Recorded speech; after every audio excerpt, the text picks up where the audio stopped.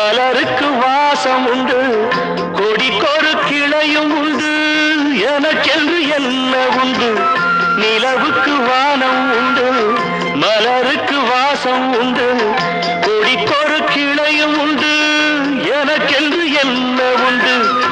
ஏன் படைத்தானோ இறைவனும் என்னை? மனதில் எனக்கு நிம்மதி இல்லை.